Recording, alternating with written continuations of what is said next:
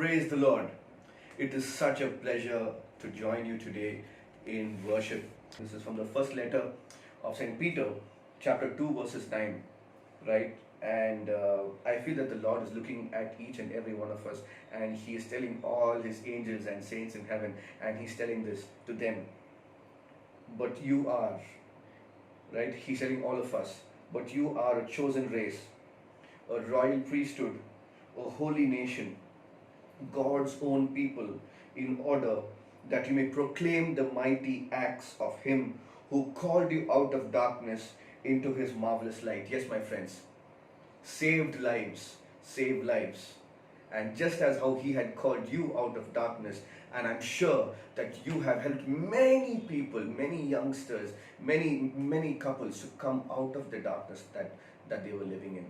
So this is a celebration, and what more can we do than for all of us to rejoice in the Lord and to praise His holy name and to worship Him, for He alone is good and He deserves all praise, all honor and all glory. Right, so let's as we enter into this time of worship, let's sign ourselves. In the name of the Father, Son, and the Holy Spirit. Amen. Friends, this is a beautiful time, an anointed time, an appointed time with the Lord. And as we begin this time of worship, let's acknowledge the presence of God in our lives. And as we take the first song for today, a song of rejoicing, the song is Your Grace is Enough. As we know in Philippians 4 verses 13, I can do all things through Christ who strengthens me. Let's start by singing Your Grace is Enough.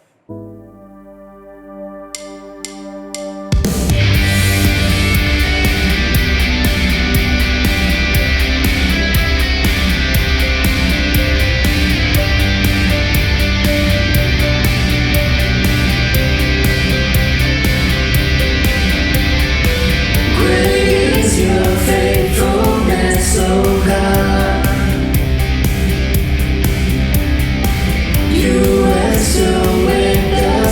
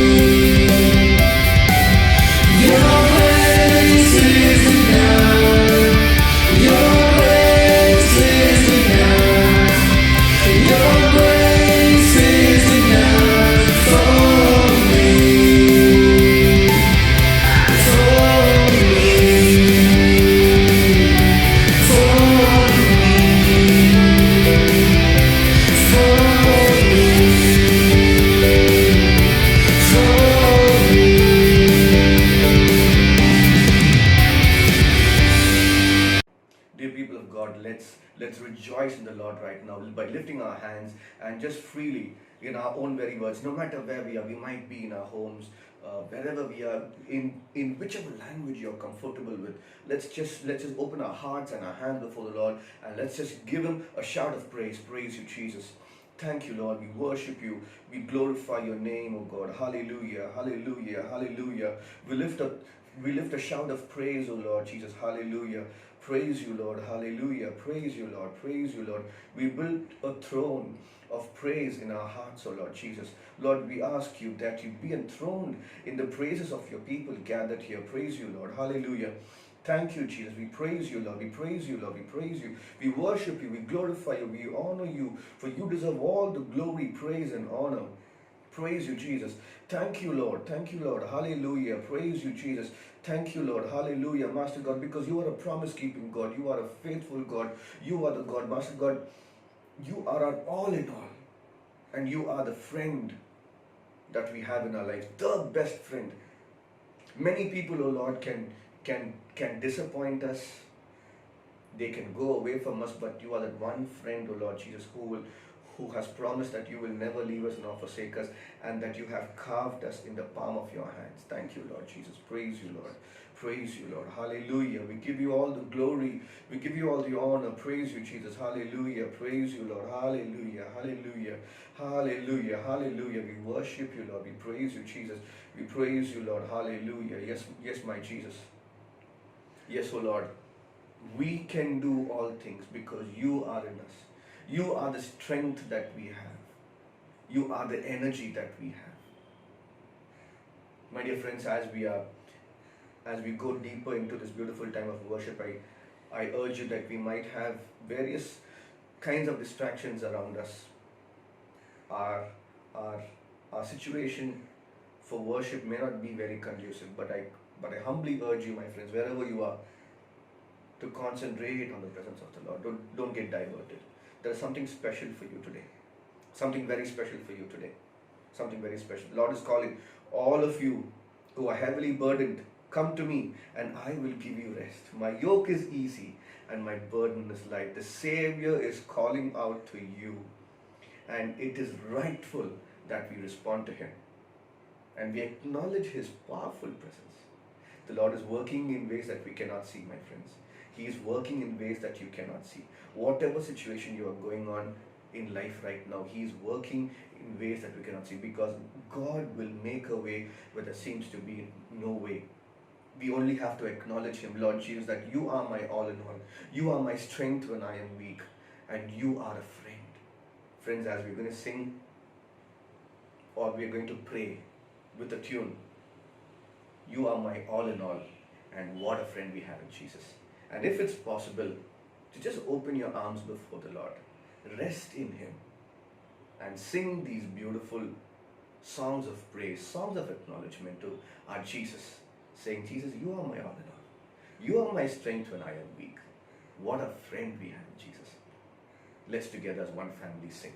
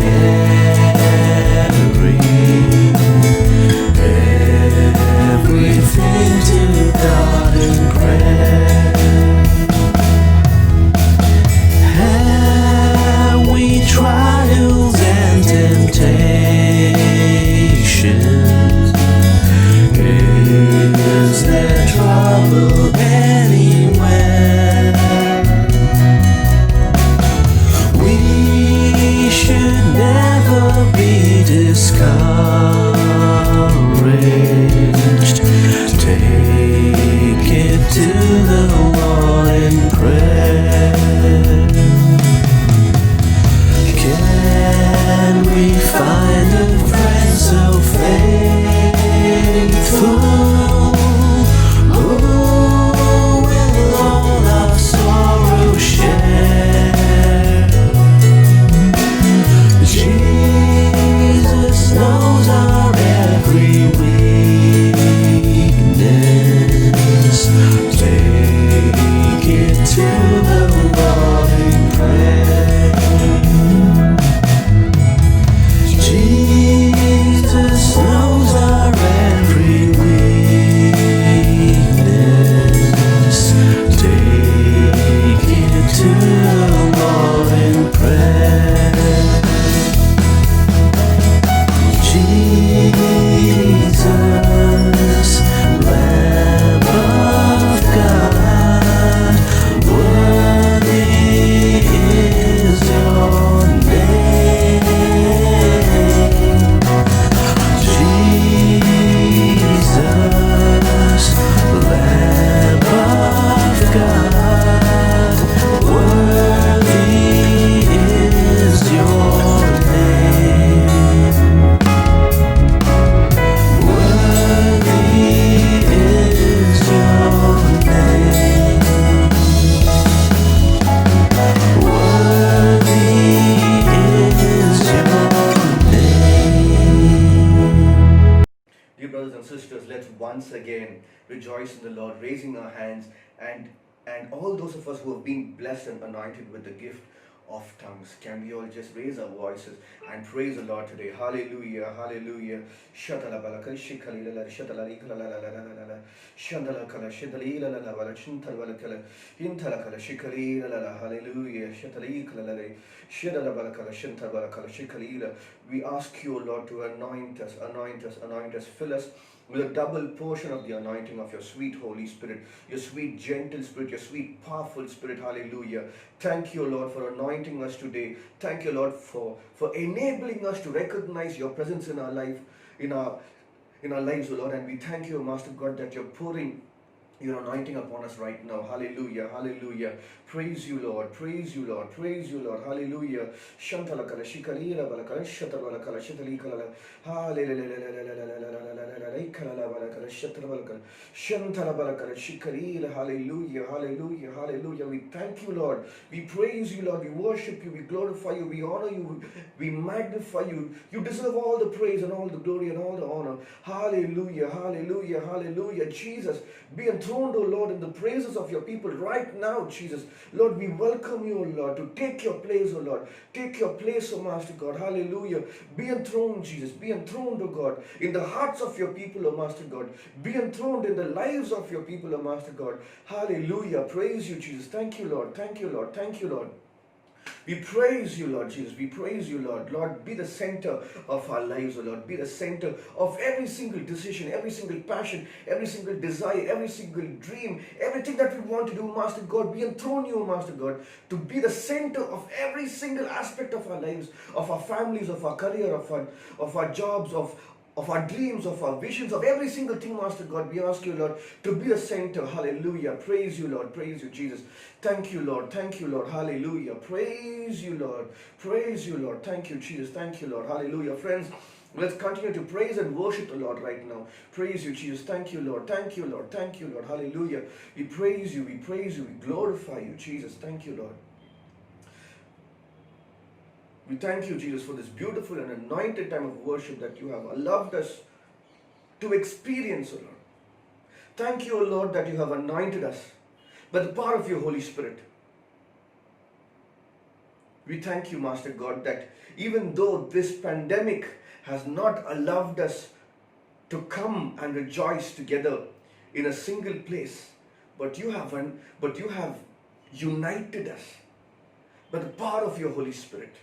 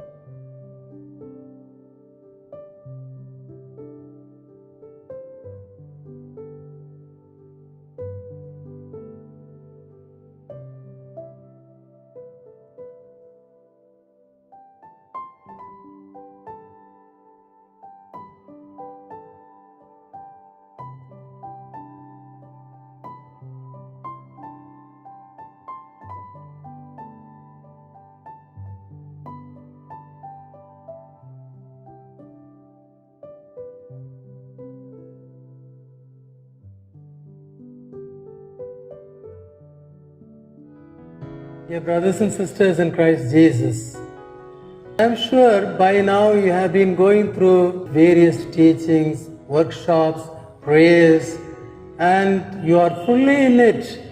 And so I am in a better position now to speak to you.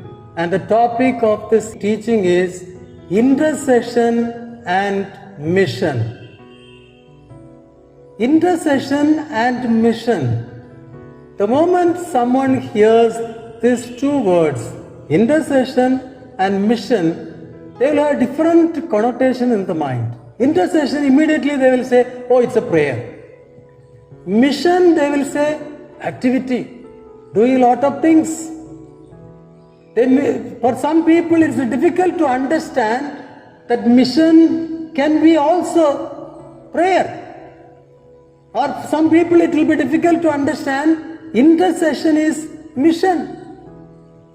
They will say intercession is sitting in a place and intercede, bus. How can that be a mission? Many people have the wrong idea that mission is only activities. That's why some people think in the church, lot of mission work is going on. If you ask them, what are the mission works that is going on in the church, they would simply say, the education apostolate, that the missionaries are running so many educational institutions, helping the people to be educated so that they can live a better life. So education apostolate, and so many people, priests, religious, involved in this particular apostolate, the educational apostolate. They are all in the colleges, universities, the schools, the primary schools, at various levels, and that they find it very fulfilling. And also it is a job like for which you are paid, you earn a salary for it. And so this is one of the important mission in the church today. Some people consider that the education apostolate, surely education is an apostolate, a mission. But then that is not the only mission. Some of them think that the health apostolate, running hospitals, being a nurse, doctor, and looking after the patients, treating them, providing them with health tips and facilities. So this is activities, saving the sick people, and that is a mission. Then the next one would be developmental works, social development, upliftment of the poor, the downtrodden through various projects, social works projects. So they consider it, you visit villages, visit people, and some projects are sanctioned and you are busy executing them, reporting them, taking assessment and reporting all these. So these are activities. So they are social development apostolate. Then there are now alternate ministries, various other activities that we do in the church, and that is called mission, like prison ministry or any other looking after the differently abled people. These days there are priests, religious, becoming lawyers, becoming doctors, taking up other secular professions and trying to live it and do it, and then they will say these are all mission. But when you say a group of people are interceding, will they consider that as a mission? No. Or they are praying. They are not doing any mission work. So that is a wrong connotation that has got into the mind of so many people. But today we should be able to understand intercession as a mission. In his encyclical, Redemptoris Missio, Saint Pope John Paul II allocated a subsection on prayer and sacrifice for missionaries. The whole encyclical of Redemptoris Missio, that is the mission of the Redeemer, is speaking about missionary activities. But Saint John Paul II, realizing that intercession is a mission, and it is he who said intercession is soul and heart of mission. Intercession is soul and heart of mission. And so he gives a subsection in that Redemptoris Missio which deals with prayer and sacrifice for missionaries.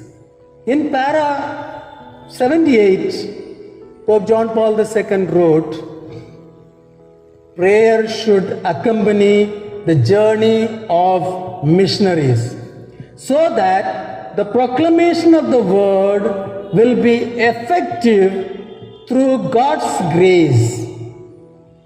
See, prayer should accompany the journey of the missionaries so that the proclamation of the word will be effective through God's grace.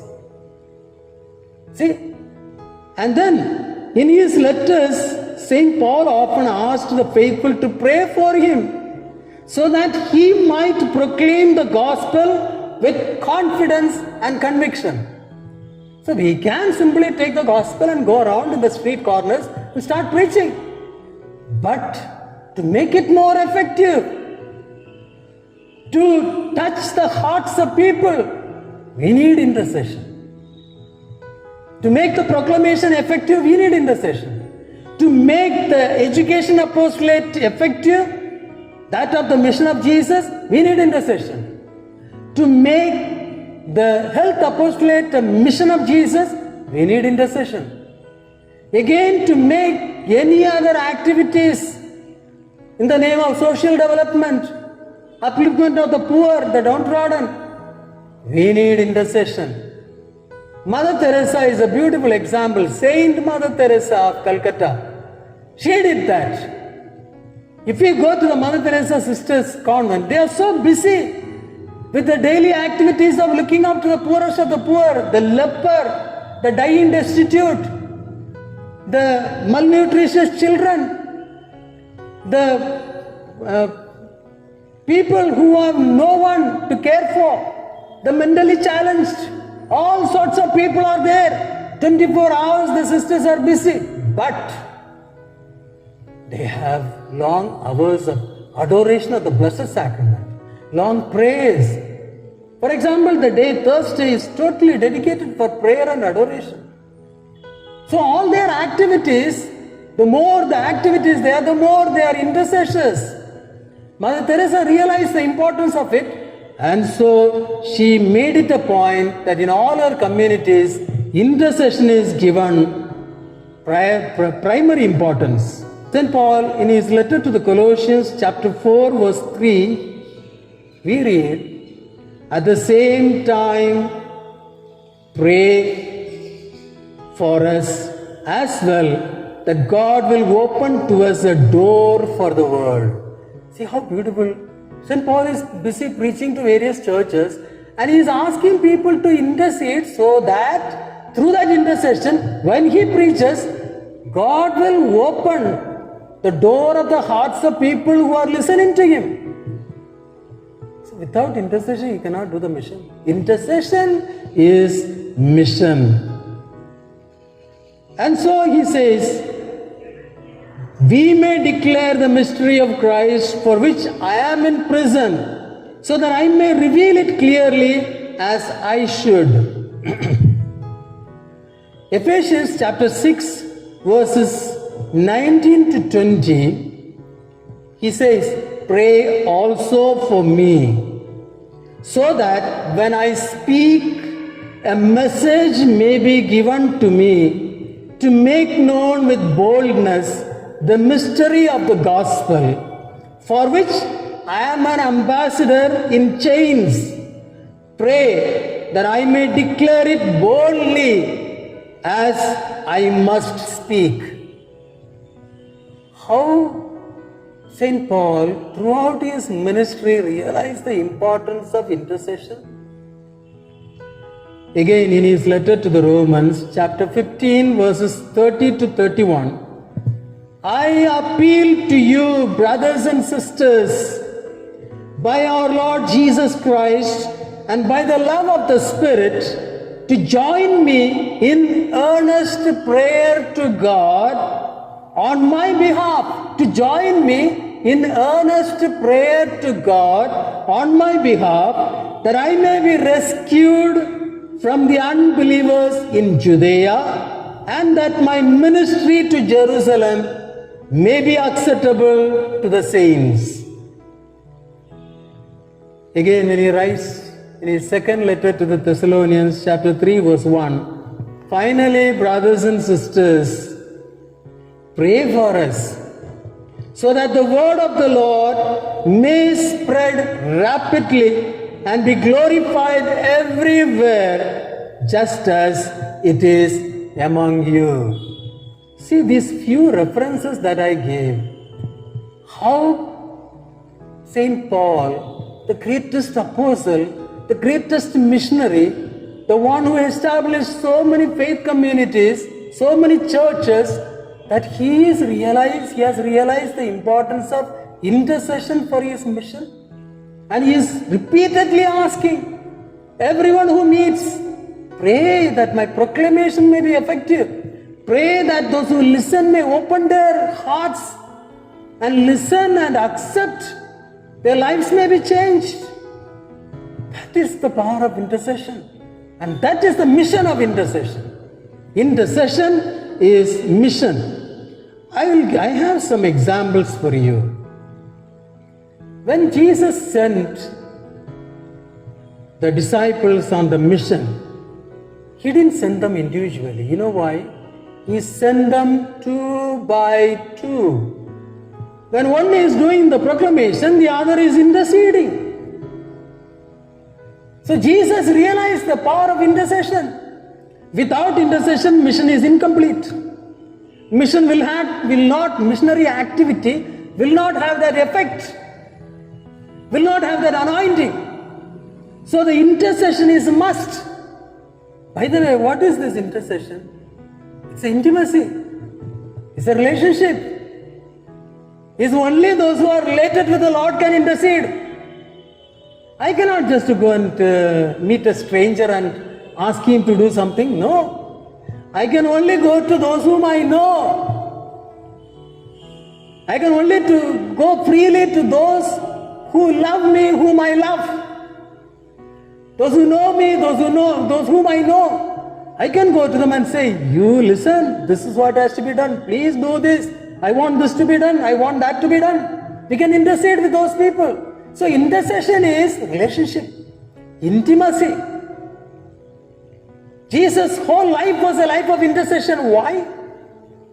His relationship with the Father.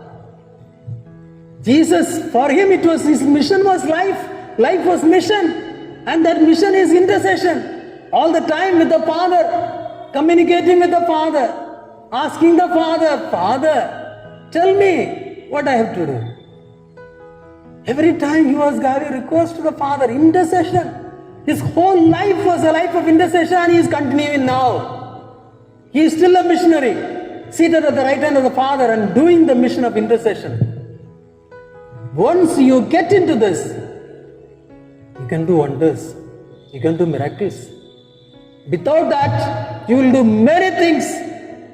You will turn the world upside down. Nothing will happen. Because the anointing is not there. Because Jesus is not there. Because divinity is not there. So the intercession is ultimately becoming one with the divine.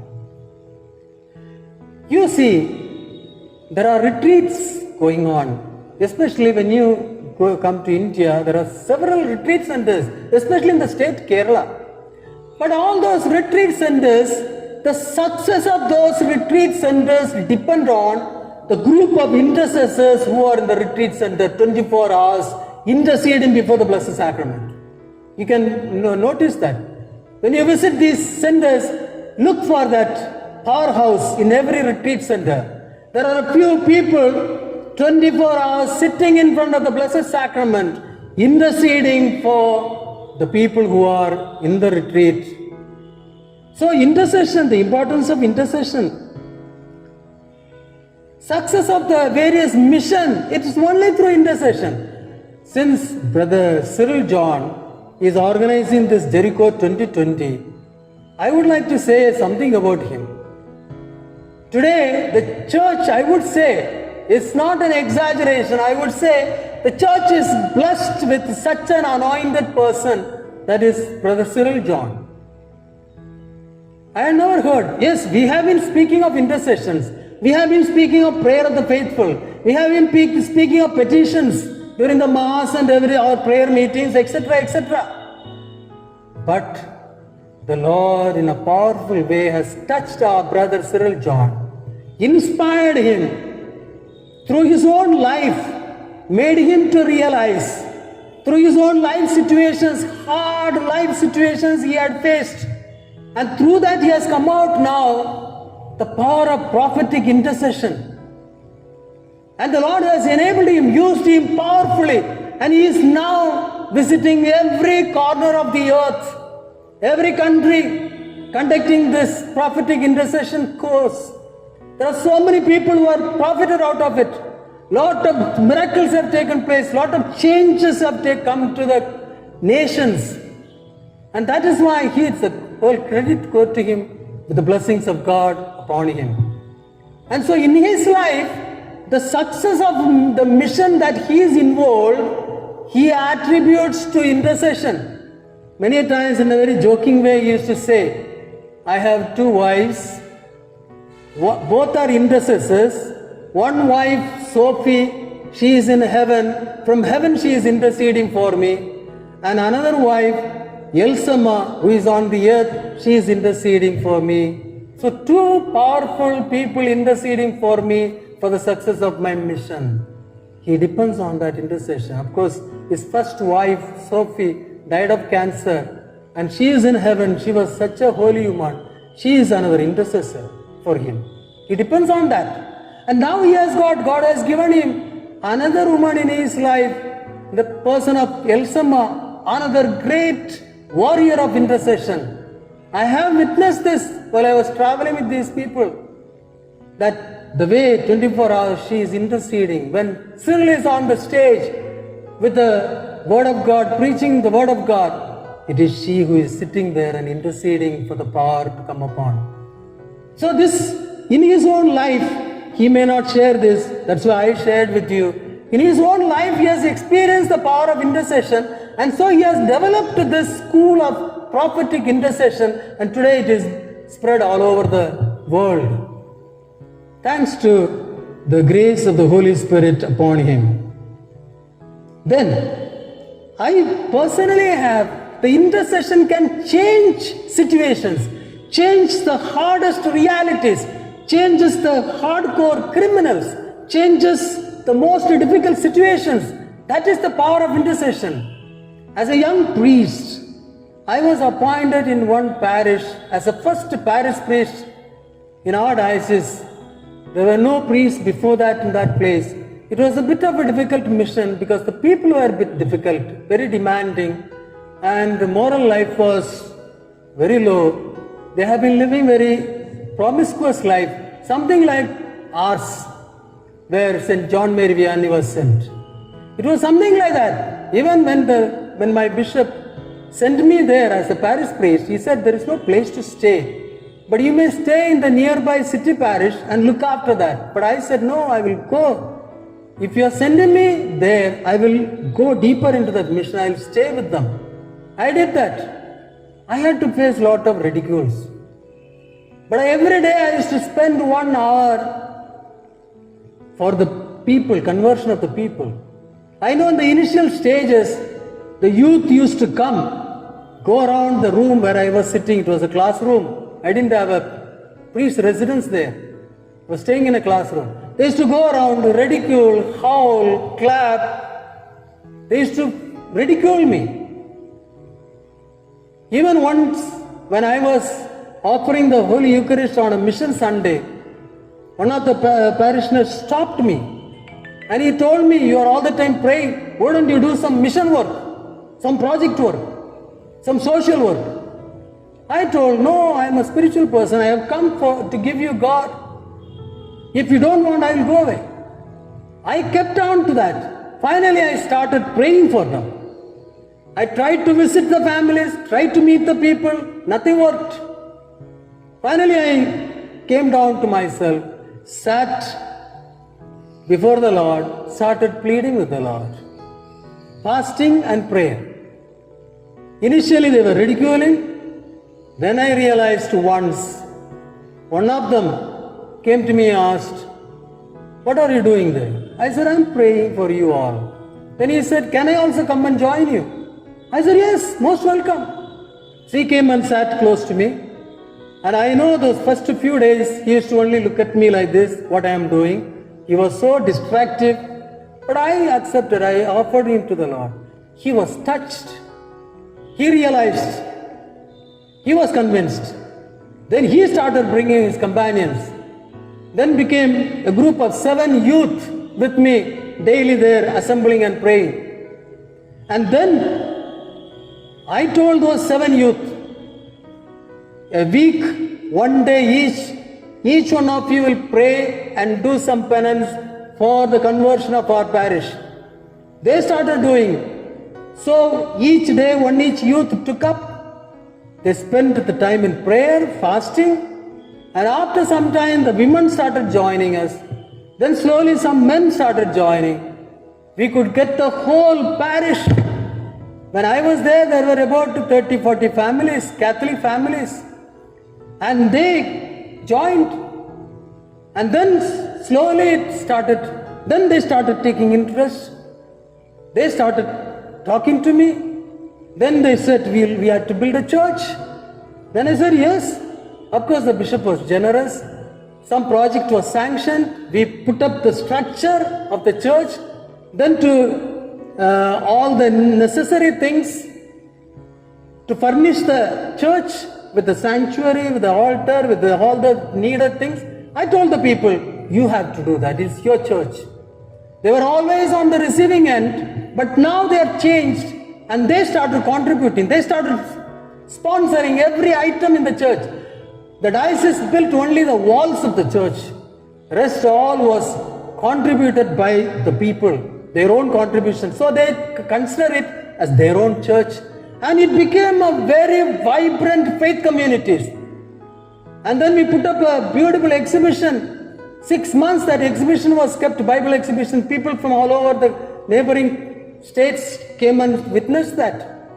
And then I used to take some of the youth, when I used to go for preaching the Triduum, the retreats, I used to take them along. They were getting experience, they were getting exposed. And it became one of the vibrant parish. Now it is more than 100 Catholic families there. So I would clearly say that it is the effect of intercession, the power of intercession. I know individual people, when they intercede, their life is being blessed abundantly. I know in one of the parish, an illiterate girl who had to do the household chorus. And she was amidst her hectic activities, looking after the home, all the others were studying, but she was not. But she was faithful to the daily Eucharist and the evening adoration and prayers. Every day without fail, she used to be there, an illiterate girl. And I used to be really taken up by that. But God blessed her in such a way, she got a very good husband, settled in marriage, now have 3 boys, children, and one of the boys joined the seminary. Vocation has come from that family. Again, the power of intercession for that family. Why don't we take up this such a powerful weapon, the mission of intercession? Then I have another example. One of my companion priests, an IMS priest, and he was studying with me, acute asthma patient. And he was so friendly with me, I introduced him to intercession through our Blessed Mother, Our Lady of Graces. And he interceded. He could get over that sickness. Today he is a powerful missionary. So there are cases, so many, I can go on enumerating so many examples of the power of intercession. I have another beautiful example of prophetic intercession. See, as a young priest, I had learned it from my father this. My father used to tell me, he was a spiritual person, he's no more. My father used to teach me as a young boy that at night when you sleep, sometimes your eyes open up. You wake up for no need of yours. Sometimes you need to go to the washroom. That's understandable. But there is nothing, suddenly your eyes open up and you wake up, then you turn the other side and sleep off. But my father told me, this is Jesus waking you up, because he needs at that moment in any corner of the earth, someone is suffering, someone is in difficulties, that person needs intercession. So the Lord is waking you up. So that moment you should whisper a prayer to the Lord. Lord, take care of the one who is at the moment in need. You must pray and then you sleep. So he had he taught me that, and I took it up and I started practicing that, not knowing what is happening. So I went on, it became a regular practice for me. Also when traveling, pray for those people whom we look at. Just offer them, lift them up to the Lord. Offering them, that is intercession. So I was going on doing this. But the Lord gave me confirmation. That is, once when I got an opportunity to attend a particular program which was arranged in Bangkok, and that was on School of Missionary Animators Training. So from our diocese I was chosen. From India we were 4 or 5 people only. From all over the world there were representations for that beautiful training program. I was there. One day was allotted to Indians for the offering of the Holy Eucharist. So when I came front, there were lay people too. I offered the Mass. After the Mass, during the breakfast, one gentleman, he is from Thailand, he came to me and said, Father, I have seen you before. I told him it was in 1991 something. That time the mobiles were not the internet was not developed. And so that was the time, only landlines existed. And for the first time I am traveling out of India. So when he said, I have seen, I told, no, it cannot be. You must have seen someone like me. He told, no, Father, I think you. Because when he was in very big difficulties in the business. Everything went flat. He had to undergo a lot of problems. The business collapsed. And he was almost planning of committing suicide to come out of it. And that's the time one day when he was desperately praying, he felt someone like me.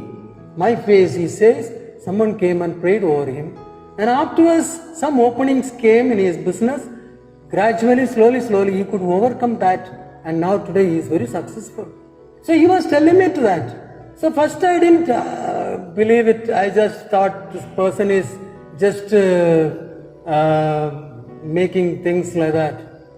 But then later on now, recently, when I had to visit Brazil, the mission that is being run by the MMI priests, I went to visit all their missions. In one interior mission in the Amazon area, and there one of the church, Itacoatiara, one place, there the MMI priest is working. So I went there, I offered the Holy Eucharist in Portuguese, I learned it. I offered the Mass. After the Mass, I came out, the people are coming and wishing, asking for blessing, and I was doing that and they were going away. Then at one moment, a lady comes by name Gladys. She came, caught hold of my hands and started only crying and saying so many things in Portuguese. I couldn't understand. So I called for the priest and I asked him, what is she saying?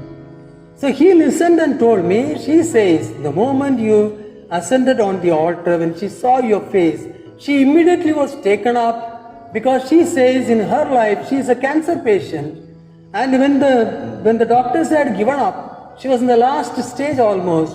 That time she was in one night, she was going through a nightmare, terrible pain. She thought that she is going to die. But then she just turned to the Lord and started praying. And that time she says that someone like you had come over her and prayed over her. From that time onwards, she started experiencing some healing. And today she is fully cured. And so she was thanking me with the tears of gratitude. That's what he explained. Her name is Gladys. So when I heard these incidents, then I started realizing maybe what I am doing by way of prophetic intercession, not knowing for whom I am praying for, that is taking place. The Lord is confirming. My dear brothers and sisters, this is such a powerful weapon. You don't have to meet the people. You don't have to travel. In your own place, in your own situation, you can do the powerful prophetic intercession, and that is going to change the world. So this is the importance of it, and we need to understand. There is an experience. Experience has taught many evangelists that whenever the church moves in prayer, there will be hunger and thirst created in non-believers for seeking God and for giving up the ways of the world. The church has to move in prayer. Jesus is doing that. And so we must join Jesus, and then there will be non-believers who will be coming, seeking God. We have a beautiful example in our region, Matradhama Ashram. Totally, Varanasi is a Hindu center. And there, Swami Anil Dev is there. And he is conducting retreats and intercessions. And the effect of that prayer and fasting in that center has touched thousands of people. Today, thousands and thousands of non-Christians coming there for prayer and worship. They're not even baptized, but they have accepted Jesus as their God. And they know all the prayers. That is the power of intercession today. Such a wonderful ministry that is. The mission of intercession there in that Matradhama Ashram, Swami Anil Dev is doing it and his collaborators. So there are so many examples when the church moves in prayer. A missionary to Argentina related a very interesting testimony. An outreach had been planned for Buenos Aires with much advanced planning. Every conceivable preparation had been made to make the event a success. A daily radio broadcast, thousands of leaflets being distributed, and newspaper publicity were all used to ensure a successful event. On the opening night, after weeks of hard toil and labor, when the speaker arrived, there were several empty chairs. People had not come. The expected crowd was missing. After this discouraging experience, the evangelist started to seek God for a genuine revival in the city through intercession. After weeks of intercessory prayer, the Lord spoke through a Bible college student. He said, God is going to perform mighty signs and wonders in Argentina, for the strong man of Argentina has been bound. Thereafter, there was another outreach event, and 250,000 people turned out every night in the sports arena of Buenos Aires. Wheelchairs and crutches discarded by those who were healed were carried away by truckloads after the meeting each night. It was powerful intercession that changed the situation. So these are the various examples that we have of the power of intercession. St. Paul's second letter to the Corinthians, chapter 4, verse 4, in their case, the God of this world has blinded the minds of the unbelievers to keep them from seeing the light of the gospel of the glory of Christ, who is the image of God. So, we need intercession. Mission is not easy. Ephesians chapter 6 verse 12, our struggle is, it very clearly says, our struggle is not against flesh and blood, but against the principalities, the evil. Pope St. John Paul II, during his visit to the USA, stated, "There is a battle for the soul of this nation. There is a battle for the soul of this nation." That battle has to be fought with the weapon of intercession. Matthew chapter 21, verse 13, Jesus says, "My house shall be called a house of prayer." On the 28th of May 2018, Pope Francis, at the opening of the General Assembly of the Pontifical Missionary Works in Rome, said, "Prayer is the first missionary work." Pope Francis is thoroughly convinced of it. He said, prayer is the first missionary work that every Christian can and must accomplish, and it is also most effective, even if this effectiveness can't be measured. Very well said. In his apostolic exhortation, Evangelii Gaudium, that is the joy of the gospel, Pope Francis says, he had, for that encyclical, he had set aside a subheading on the missionary power of intercessory prayer. You read the joy of the gospel, Evangelii Gaudium, there is a particular section Pope Francis has devoted for the missionary power of intercessory prayer. Paragraph 281 says, Evangelii Gaudium, one form of prayer moves us particularly to take up the task of evangelization and to seek the good of others. It is the prayer of intercession. Pope Francis is saying, it is the prayer of intercession. Again, para 283 Evangelii Gaudium, the great men and women of God were great intercessors. As Pope John Paul II, what did he say? A true believer is an intercessor.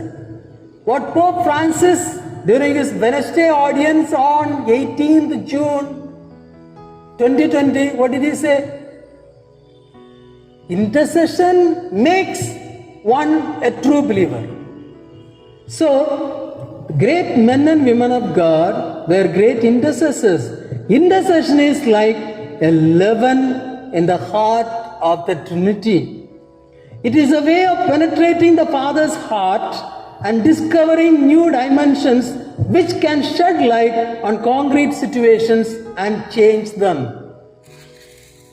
We have the umbrella demonstration. That is, you see an umbrella, it has got a stem and it has got spokes.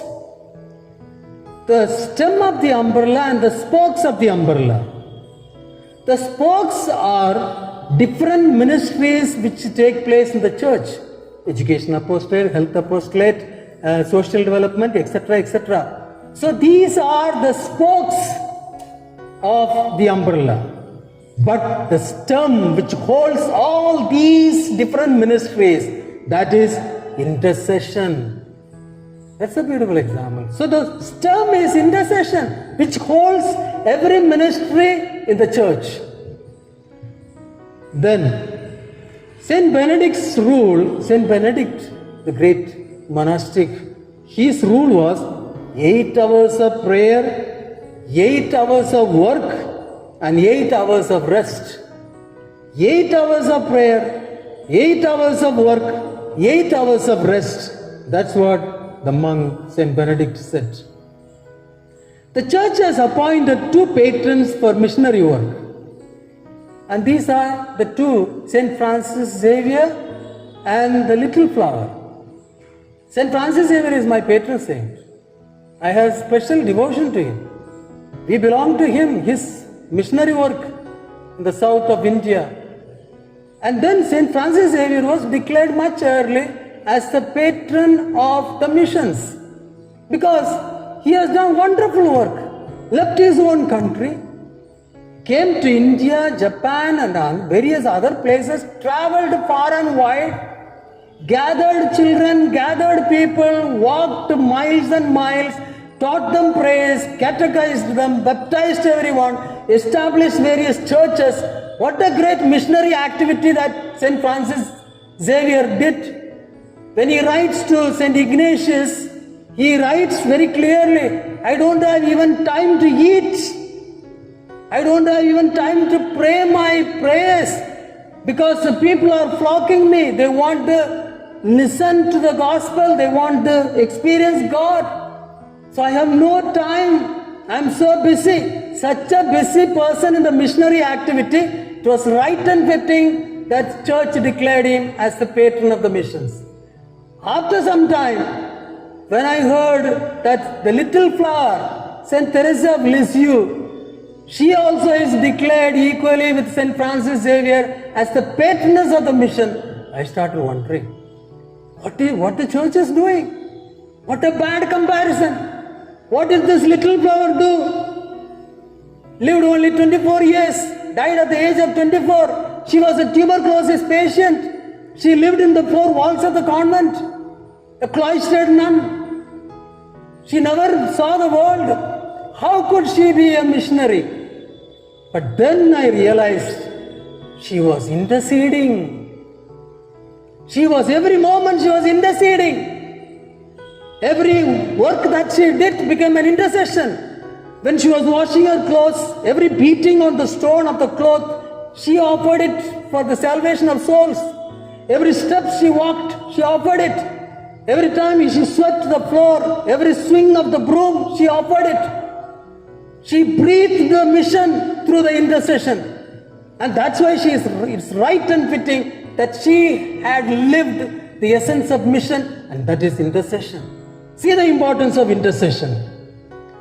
St. Paul's first letter to the Corinthians, chapter 10, verse 31, we read, so whether you eat or drink, or whatever you do, do everything for the glory of God, as the little flower did.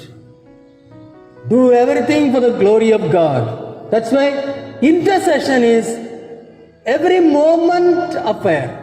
It's not just a particular time I'm going to intercede. No. Every moment of our life has to become an intercession. Our life has to become intercession. St. John Mary Vianney, another beautiful example. St. John Mary Vianney, he was born during the French Revolution. And then that time, we cannot practice the religion. So he could not have the essential, elementary catechism and all those type of things. In a hiding way, he was learning. And then, when he was much older, he was baptized, he receives the sacrament. That's how he comes up. And then they say that he joined the seminary. He could not cope up with the studies. Many people say that St. John Mary was a Buddha, means he didn't have any brains, that's why he could not study. Not at all. He was a clever person. But he lacked the elementary education because of the situation of his country, revolution. He lacked the elementary education. So later on, for him to study those higher subjects, it was difficult for him. But grace worked. He interceded. His life was an intercession. Then he was ordained a priest. Then the intellectuals thought that he is a dumper. He cannot do anything. And so can't be entrusted with great responsibilities. They sent him to that forsaken place called Ars. There he went and transformed it into heaven. That hell-like place he went and interceded throughout. He spends nights and nights in prayer interceding. And today it is the Pilgrim Center. The same people who thought that he is worth nothing, he's a donkey. The same bishops, the same priests, those intellectuals disguised is to come to him for confession. Such a rich spiritual knowledge he had. He was such a wise saint. How did he get that? He got that through the power of intercession. Why we need to pray for? The Lord has said, pray for more laborers. Matthew chapter 9, verse 37 to 38. the harvest is plentiful, but the laborers are few. Therefore ask the Lord of harvest to send out laborers into his harvest. To see the harvest, John 4 verse 35, do not say 4 months more, then comes the harvest. But I tell you, look around you and see how the fields are ripe for harvesting. We need to intercede also for boldness in mission. Acts chapter 4 verse 23 to 31. We also have to intercede for the removal of the blocks in the mission that we are involved with. When we face challenges in the mission, we need to intercede to face those challenges with conviction and power. For abundant fruits in mission, we need to pray for 100-fold fruit. Galatians chapter 4 verse 19, St. Paul writing, my little children, for whom I am again in the pain of childbirth, until Christ is formed in you. My little children, for whom I am again in the pain of childbirth, until Christ is formed in you. Indirect mission through intercession, setting souls free from the captivity of sin and bondage. When the church moves in prayer, in intercession, the Lord will bring in plenty of laborers. Be sure of it. When the church moves in intercession, mountains will move and strongholds will come down. When the church moves in intercession, gates will be opened for mission. When the church moves in intercession, thirst and hunger will be created in non-believers to receive God's word. When the church moves in intercession, signs and wonders will accompany the proclamation. When the church moves in intercession, multitudes would be cut to heart and be baptized. When the church moves in intercession, the church will grow and become vibrant and a witnessing community. We had a beautiful example of, in the person of Swami Augustine Dinabandhu, a Capuchin priest who was living in Kareli Ashram in the Diocese of Bareilly. I was very much associated with him. He remained such a clever man. He remained in that humble ashram with thatched roof, huts, with a cow dung laid floor, very humble, with a frugal living. He was a great example. Many went to remain with him. He, of course, he is in heaven. But about him, there is a book written. In that book, the title of that book is Saint Francis of Assisi on Indian Roads. Saint Francis of Assisi on Indian Roads. When we, a group of 12 people from the Diocese of Meerut, I too was one of them, I was a priest that time. We went there, spent 9 days of praying and fasting. 9 days we spent in prayer and fasting. Then the 12 of us were divided into 3 groups of 4 each. And we were sent to unknown villages to live 1 week and evangelize the whole village and come back with an experience. Not taking anything, literally following the way in the gospel, Luke chapter 9, Luke chapter 10, how Jesus sent the disciples. Literally in that way, we didn't take any eatable, any money, any bag, any purse. Only the Eucharistic kit to celebrate the Eucharist every day. We went and that was a wonderful experience. 1 full week in an unknown pagan village. We lived there, walked around, met the people. We had hardships, but we faced. The strength we got. We cured so many people. Bedridden people started walking. We were so powerful. How did we get that power? 9 days of praying and fasting. That empowered us. So the power of intercession we have so beautifully. With the charismatic renewal, intercession has become powerful. We read in Ezekiel, the book of Ezekiel, chapter 22, verse 30. I looked for someone who could stand between me and the people. I could not find. So today we are here, Jericho 2020, all the participants. We should answer, Lord, here I am, to stand in between, to stand in the breach, to intercede with you. We should be able to come out. Genesis chapter 18 verse 23 to 33, we read about how Abraham intercedes for Sodom and Gomorrah. He asks, what a freedom Abraham has got with God. So freely he is talking to God. That is what intercession makes us. He asks, Lord, if there are only 50 good people, will you save? If there are only 30, 20, 10, how could he bargain with God? Intercession gives the power to bargain with God. It's such a mighty power, that prayer of intercession. Moses, in Exodus chapter 17 verse 8 to 13, war with the Amalekites.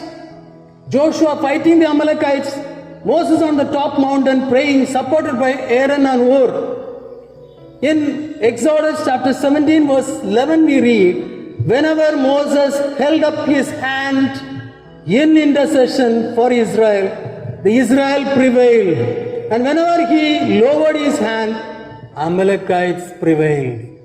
So, the power of intercession. Psalm 106 verse 23, had not Moses the chosen one stood in the breach. The psalmist is also glorifying Moses' role as an intercessor. Had not Moses the chosen one stood in the breach. Again Exodus 32 verse 32. But now, this is another power. When you are in the mission of intercession, we can challenge God. So that's what we find here. Moses telling to God. Exodus chapter 32 verse 32. But now, Lord, if you will forgive the people, otherwise, if you don't forgive, blot out my name from your book. If you don't forgive, blot out my name from your book. It's a challenge. That's what intercession, the power of intercession. And we see the Lord forgives the whole lot due to the prayer of the chosen one, Moses, interceding for them. Acts chapter 12 verse 2 to 5. Peter was imprisoned. He was under the supervision of 16 soldiers. He was put in the innermost cell. But the church prayed, lifted the hands and prayed, interceded. And what was the outcome? Peter was miraculously saved.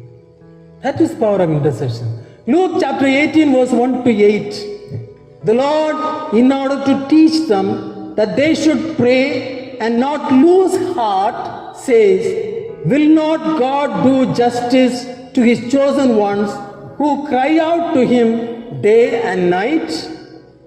Again, Romans chapter 8 verse 34.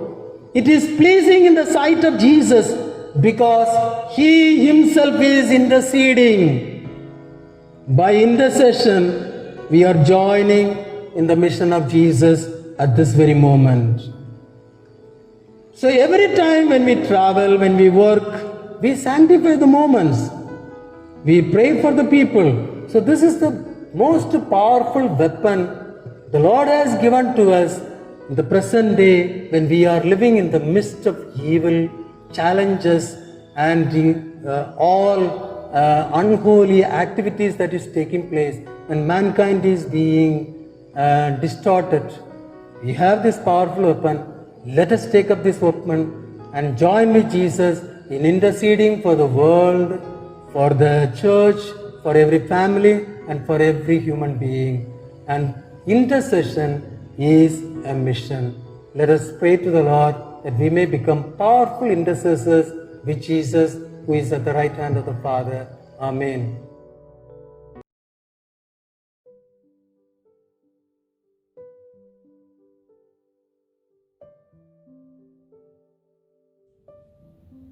Greetings, and it is one of the key teachings. Why would you say that it is one of the key? Because this is an aspect that we least pay attention, or maybe we do pay attention, but we don't realize the gravity of mission or intercession and mission. So rather than saying mission and intercession, it is worded as intercession and mission. Why?